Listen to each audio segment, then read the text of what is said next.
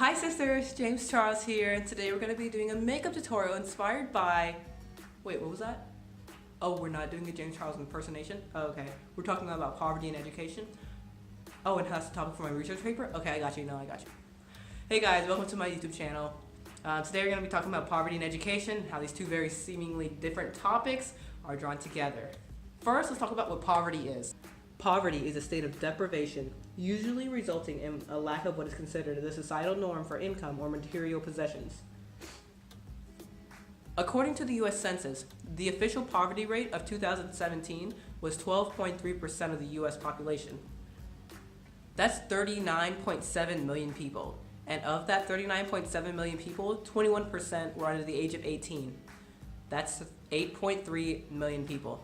Now, as a comparison, Williams-Brice Stadium seats about 80,000 people. If you're going to fit the number of people under the age of 18 in Williams-Brice Stadium, you would need 104 stadiums to fit that many people.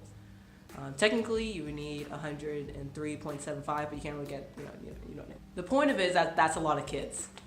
But even worse than that is that the people who fall under this threshold are often kept from schools that could offer a better quality of education because of external factors like geographical location, household income, and finances. Charlie Zhang, in his papers about education in South Carolina, states that schools in rural areas commonly face challenges such as poverty, geographical isolation, insufficient resources, and poor teacher quality in comparison with their urban and suburban counterparts. Students aren't going to be able to get the best education for themselves if they can't even reach the location in the first place. And there's also the topic about public school versus private school. Teachers with advanced degrees are drawn to the benefits that private schools offer them, and therefore allows the students who go to these private schools to obtain a deeper knowledge of the course material. The barrier for those below the poverty threshold is really the tuition. Private schools come with a price tag that public schools don't offer, and therefore this price tag turns many families who can't afford it away. But here's the thing about private schools. You can get a personalized education, and you'll be able to learn at a pace that is just fit for you in an environment that suits you and at a pace where you can understand all the material. Now, of course, you're not going to get this personalized attention around the clock because, teachers have other students to attend to, but, the benefits from receiving this are just substantial. Generally, this kind of attention isn't found in public schools. Students are expected to just figure out a study schedule that fits them on their own. And, if they're not able to find it, they'll just kind of leave it. Now, what can we do to combat the number of children who are in poverty without a quality education? Say it with me, folks. Early childhood education programs, yay!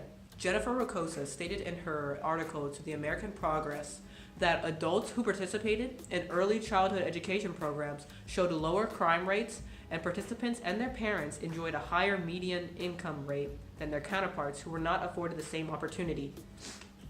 Students who took part in these early childhood education programs were less likely to repeat a grade, therefore it costed less money to have special education programs implemented. These early childhood education participants at higher income rates result in greater contribution to the tax system, and these participants tend to consume less governmental societal services such as welfare. Research has proven that implementing these early childhood education programs can not only help fight poverty, but also help lower the overall education costs.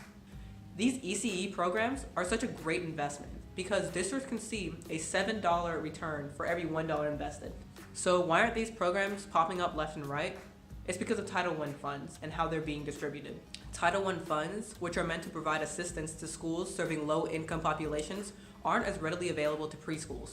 As of right now, only 3% of Title I funds are used to implement early childhood education programs. That's a staggeringly small amount. So what can you do to fix this? Yes, you, sitting in your chair in like 301 in the Humanities building during English 102 at 11-something a.m. Well, here's what you gotta do. You gotta communicate with your legislator. You gotta call them, write them a letter, shoot them an email. It's that simple. They're gonna appreciate the effort that you're going through to have your voice heard, even if they don't fully agree with what you're saying. And the more people you get to do this, the higher a chance that you'll have of getting your opinion across. Don't just sit there thinking about change when you could do something about it. Your silence speaks for you. Well, that's all for today, folks. Thanks for listening. I hope you had a great day. Check out the description below for any additional information that you want to hear. Yeah, and have a great day. Bye.